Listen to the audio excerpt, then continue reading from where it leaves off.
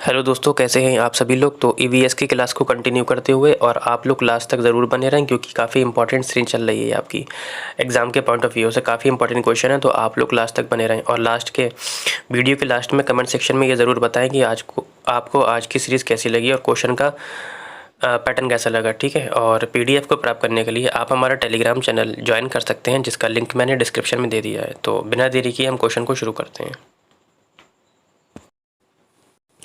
Question number 141 कहता है कि विज्ञान की कक्षा में विद्यार्थियों में शोध कार्य से संबंधित दक्षताओं का विकास करने हेतु कार्य का चुनाव करते हुए एक शिक्षक पाठ का चुनाव करेगा। कहता है कैसा करेगा। कहता है जिससे कक्षा के अधिकतर विद्यार्थी पसंद करें, ऐसा करेगा। जिसे वे सोचता है कि विद्यार्थियों के लिए महत्वपूर्ण है। या तीसरा ऑप्शन कहता है कि जो विद्यार्थियों के दैनिक जीवन से संबंधित समस्या हो और उस कक्षा के पाठ्यक्रम का भाग भी हो सकता है ये। अच्छा ऑप्शन है। कहता है पाठ्यक्रम में दी गई पाठ्य सामग्री में से जिसे एक निर्धारित समय पूरा करना हो। देखो, विज्ञान की कक्षा में विद्यार्थियों में जो शोध कार्य से संबंधित सभ्यताओं का विकास करने हेतु कार्य का चुनाव करते हुए एक शिक्षक को ऐसे पाठ का चुनाव करना चाहिए जो विद्यार्थी को कहाँ से जुड़ा हुआ हो, दैनिक जीवन यानी कि बाहरी जीवन से जुड़ा हुआ होना चाहिए, संबंधित हो, और उस कक्षा के पाठ्यक्रम का भाग भी होना चाहिए, है ना। तो ऑप्शन नंबर क्या हो जाएगा आपका 3 हो जाएगा, ठीक है। सबसे बेस्ट ऑप्शन आपका क्या हो जाएगा 3। ठीक, आगे बढ़ते हैं क्वेश्चन नंबर 142 की ओर आपकी स्क्रीन पर।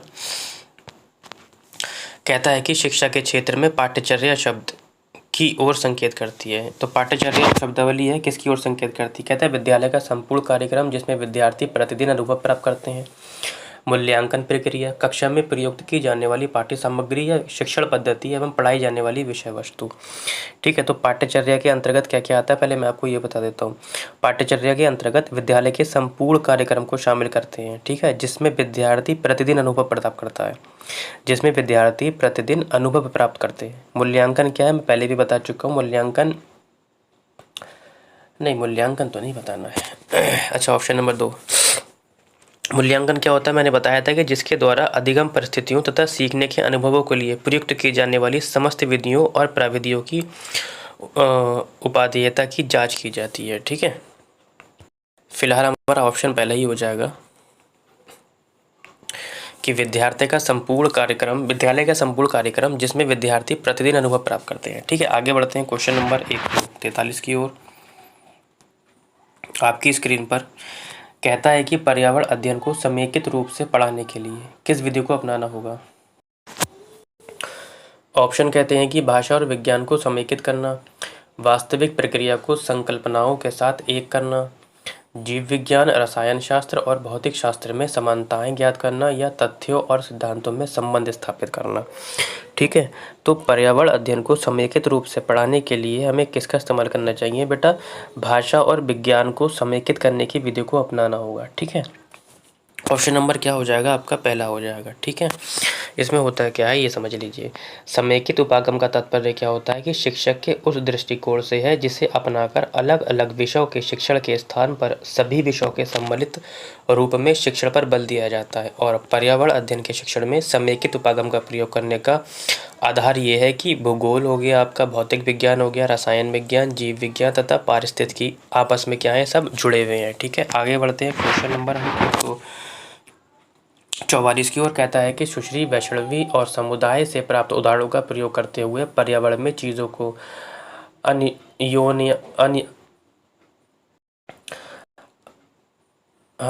की अन्योन्याश्रयता का विचार सिखा रही है। निम्नलिखित में से कौन सा उदाहरण इस धारणा को समझने के लिए उपयुक्त है। ठीक है, कहता है खेल का परित्यक्त मैदान, कूड़ा एकत्र करने की ज़मीन, पुलिस थाना या नाई। ठीक है, देखो, सुश्री वैष्णवी समुदाय से प्राप्त उदाहरणों का प्रयोग करते हुए पर्यावरण में चीज़ों को अन्योन्याश्रयता का विचार सिखा रही है। इसका सबसे प्रमुख उदाहरण नाई है। क्या है, नाई है। कैसे, नाई समाज में अपनी सेवाएं उपलब्ध कराकर अपनी आर्थिक आवश्यकताओं को पूर्ण करता है, जो समाज के प्रति उसकी सहसंबंधता को प्रदर्शित करता है। तो ऑप्शन नंबर आपका हो जाएगा नाई, ठीक है। आगे बढ़ते हैं 145 की ओर और क्वेश्चन नंबर आपका 45 कहता है कि एक शिक्षिका अपने छात्रों को विभिन्न विश्व धरोहर स्थलों के बारे में सिखाने और उनकी वास्तुकला या वास्तुकला, ऐतिहासिक पृष्ठभूमि आदि को बेहतर ढंग से समझने के लिए प्रौद्योगिकी का उपयोग करना चाहती है। निम्नलिखित में से कौन सी तकनीक इस उद्देश्य के लिए सबसे उपयुक्त होगी? कहता है सिमुलेशन सॉफ्टवेयर, एनिमेटेड वीडियो, आभासी वास्तविकता या ग्राफिक डिज़ाइन सॉफ्टवेयर। ठीक है, देखो, एक शिक्षिका अपने छात्रों को विभिन्न विश्व धरोहर स्थलों के बारे में सिखाने और उनकी वास्तुकला, ऐतिहासिक पृष्ठभूमि आदि को बेहतर ढंग से समझने के लिए प्रौद्योगिकी का उपयोग करना चाहती है। तो इस उद्देश्य के लिए किसका इस्तेमाल करेगी? तो इस उद्देश्य के लिए वो आभासी वास्तुकला, किसका? आभासी वास्तविकता तकनीकी का प्रयोग कर सबसे उपयुक्त होता है। इस तकनीक के अंतर्गत क्या होता है कि शिक्षक एक कक्षा में डिजिटल साधनों के माध्यम से बच्चों को बहुत कम समय में चीज़ों को समझा सकता है और आभासी वास्तविकता बालकों में रचनात्मक का भी क्या करती है? निर्माण करती है। ऑप्शन नंबर 3 बेस्ट हो जाएगा आपके लिए। ठीक, आगे बढ़ते हैं क्वेश्चन नंबर 146 की ओर। और कहता है कि अधिगम उद्देश्य छात्र संचारी बनाम और गैर संचारी रोगों की अवधारणा को लागू करने में सक्षम होंगे। ठीक है, कहता है निम्नलिखित में से कौन सा मूल्यांकन प्रश्न इस अध्ययन के उद्देश्य का सर्वोत्तम परीक्षण करता है? कहता है कोविड के प्रसार को रोकने के लिए मास्क का उपयोग करते हैं लेकिन मधुमेह के प्रसार को रोकने के लिए नहीं, क्यों? यदि आपके माता पिता में से किसी एक को मलेरिया है तो स्वयं को इसके होने को जोखिम को कम करने के लिए आप क्या कर सकते हैं? तीसरा, स्वच्छ वातावरण बनाए रखने से आप किन रोग वाहक कीड़ों से रोक सकते हैं? चौथा ऑप्शन कहता है कि जीवाणु और विषाणुओं से होने वाली विभिन्न प्रकार की बीमारियों कौन सी हैं? ठीक है, देखो, हम कोविड के प्रसार को रोकने के लिए मास्क का उपयोग करते हैं लेकिन मधुमेह के प्रसार को रोकने के लिए नहीं, क्यों? ये प्रश्न जो है छात्र को संचारी बनाम गैर संचारी रोगों की अवधारणा को समझाने में उपयोगी होगा।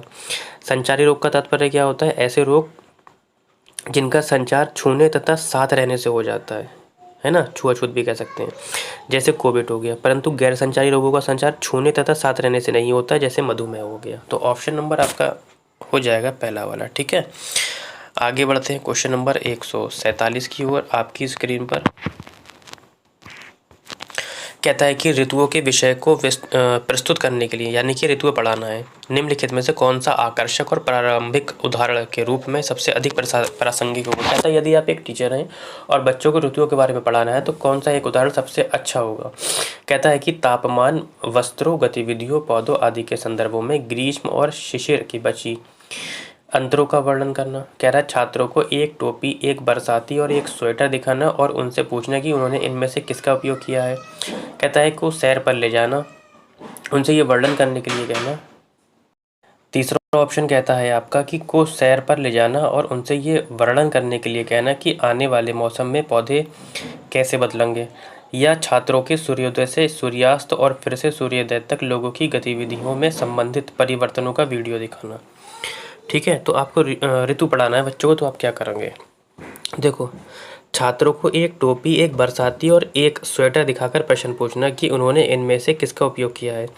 ऋतुओं के विषय में जानने का सबसे अधिक प्रासंगिक उदाहरण है। ठीक है, आपको लगता होगा कि सैर पर ले जाना, ये वर्णन करने के लिए कहना कि आने वाले मौसम में पौधे कैसे बदलेंगे, ये हो सकता है कहीं हद तक, लेकिन उससे बेस्ट ऑप्शन आपका दूसरा है। ठीक है, इसके माध्यम से क्या हुआ? छात्र ऋतुओं के अनुरूप वस्त्रों के परिवर्तन के माध्यम से, क्योंकि यहाँ पे खुद अनुभव करेगा कि अब मुझे गर्मी लग रही है, मुझे ये कपड़े पहनना है, अब मुझे ठंड लग रही है तो ये पहनना है, बरसात हो रही है तो मुझे बरसाती पहनना है। तो यहाँ पे अनुभव करेगा खुद से वो, है ना, माध्यम से ऋतुओं के विषय में समझ सकते हैं। इस प्रक्रिया की क्रिया प्रारंभिक शिक्षा के छात्रों को सबसे अधिक प्रभावित करती है और बच्चे भी हमारे प्रारंभिक कक्षा के हैं। तो ऑप्शन नंबर बेस्ट हो जाएगा आपका दूसरा वाला। ठीक है, आगे बढ़ते हैं क्वेश्चन नंबर 148 जो कूट से संबंधित है। कहता है कि मिश्रित लर्निंग मोड में ईवीएस पढ़ाने का लाभ क्या है? ठीक है, तो मिश्रित लर्निंग मोड में ईवीएस पढ़ाने का लाभ है, जैसे कि आपका हो गया, विद्यार्थी कहीं से भी कक्षा में शामिल हो सकते हैं, विद्यार्थी को शिक्षक एवं साथियों से बातचीत करने को मिलता है, विद्यार्थियों को कक्षा के दौरान चौकन्ना रहने की आवश्यकता नहीं है और विद्यार्थी अपने ऑनलाइन से सीखी हुई बातें घर समुदाय में पूरा गतिविधि से पूरा कर सकते हैं। तो आपको बताना है इनमें से कौन सा होगा। ठीक है, देखो, विद्यार्थी जो हैं कहीं से भी कक्षा में शामिल हो सकते हैं, बिल्कुल ये पाबंदी नहीं होना चाहिए, ऑप्शन ठीक है। फिर कहता है कि विद्यार्थियों को शिक्षक दूसरा ऑप्शन कहता है कि विद्यार्थियों को शिक्षक एवं साथियों से बात करने को मिलता है, ये वाला भी ऑप्शन ठीक है। तीसरा कहता है कि विद्यार्थियों को कक्षा के दौरान चौकन्ना रहने की आवश्यकता नहीं है, यही ऑप्शन गलत है। भैया चौकन्ना रहने की आवश्यकता है, बच्चा चौकन्ना नहीं रहेगा तो सुनेगा कैसे? अगर केयरलेस होकर बैठ जाएगा तो फिर उसको कुछ समझ में नहीं आएगा, है ना। कक्षा में क्या हो रहा है क्या नहीं हो रहा है उसे कोई मतलब ही नहीं है, ये वाला ऑप्शन नहीं होगा। और विद्यार्थी अपने ऑनलाइन से सीखी हुई बातें घर समुदाय में पूरा गतिविधि से पूरा कर सकते हैं, बिल्कुल ये वाला भी ठीक है। यानी कि 1, 2 और 4 किस में है? तीसरे वाले ऑप्शन में है। अच्छा, मिश्रित लर्निंग मोड कहते कैसे, ये तो बताना ही भूल गया मैं, ठीक है। देखो मिश्रित लर्निंग मोड क्या होता है, इसमें क्या होता है कि टैबलेट हो गया, ऐप हो गया, लैपटॉप हो गया और स्मार्ट बोर्ड जैसे संसाधन शामिल होते हैं, ठीक है, मिशन लर्निंग बोर्ड में, जो अधिकांशतः छात्रों के लिए परिचित और आकर्षक भी होते हैं, है ना। आगे बढ़ते हैं। क्वेश्चन नंबर 149, निम्नलिखित में से कौन सी वीडियो कॉन्फ्रेंसिंग ऐप के माध्यम से ईवीएस पढ़ाने के समकालीन यानी कि सिंक्रोनस शिक्षण की विशेषता है? ठीक है। कहता है विद्यार्थी किसी भी समय में कक्षा में शामिल हो सकते हैं, शिक्षक और विद्यार्थी ना हाँ, मुझे लगा कि वही ऑप्शन आ गए, ठीक है। दूसरा ऑप्शन कहता है कि शिक्षक और विद्यार्थी वास्तविक समय में बातचीत करने में सक्षम है, जब भी वे शामिल होते हैं विद्यार्थियों को ऑनलाइन क्लास का पाठ्य वस्तु मिल सक जाता है, किसी भी समय पाठ्य सामग्री साझा करने में सक्षम होते हैं जिसकी विद्यार्थी किसी भी समय प्रयोग कर सकता है। देखो वीडियो कॉन्फ्रेंसिंग ऐप के माध्यम से ईवीएस पढ़ाने के समकालीन शिक्षण विशेषता के अंतर्गत शिक्षक और विद्यार्थी का वास्तविक समय में बातचीत करना शामिल है, ठीक है। यानी ऑप्शन नंबर 2 हो जाएगा, ठीक है। वास्तविक समय क्या, जैसे कि वास्तविक समय में शिक्षक और विद्यार्थी का एक साथ होना, शिक्षण प्रक्रिया को उत्कृष्ट बनाना, क्योंकि इस प्रक्रिया में विद्यार्थी की समस्या का समाधान तुरंत किया जा सकता है, ठीक है। आगे बढ़ते हैं। आज के सेशन का लास्ट क्वेश्चन आपकी स्क्रीन पर कहता है कि स्वाति कक्षा 4 की एक ईवीएस शिक्षिका है, ने कई तरह के पौधे जैसे कि घास हो गया, बांस हो गया, गुलाब, केला, बरगद, ताड़ के पेड़ का वीडियो दिखाती है, ये कुछ नहीं है, ठीक है, दिखाती है, और सभी पेड़ पौधों के आकार, पत्तों, तने और फूलों के बारे में विद्यार्थियों के साथ चर्चा भी करती है। कहता है इस गतिविधि में सबसे उपयुक्त उद्देश्य विद्यार्थियों का ध्यान आकर्षित करना है, की तरफ, किसकी तरफ?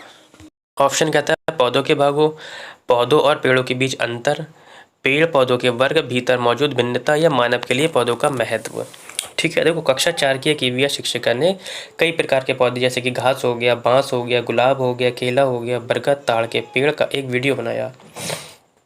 इसके पश्चात वे सभी पेड़ पौधों के आकार के पत्ते, तने, फूल के बारे में विद्यार्थियों के साथ चर्चा करती है। तो इस गतिविधि का मुख्य उद्देश्य क्या है? बेटा इस गतिविधि का मुख्य उद्देश्य अगर आप सही से देखेंगे ऑप्शन में तो दिखेगा कि पेड़ पौधों के वर्ग के अंदर उपस्थित भिन्नता और विद्यार्थियों के ध्यान आकर्षित करना। इस प्रकार की क्रिया बालकों में अंतर स्पष्ट कर विषय की अलग अलग जानकारी उपलब्ध कराने के लिए आवश्यक है, और इस प्रकार का विभेदीकरण प्राथमिक शिक्षा में बहुत लाभदायक होता है, क्योंकि वो पत्ता दिखा रही है ना, अलग अलग चीज़ें दिखा रही है, तो वो क्या कर रही है कि पेड़ पौधों के वर्ग के भीतर भिन्नता कर रही है। तो आज के लिए इतना ही।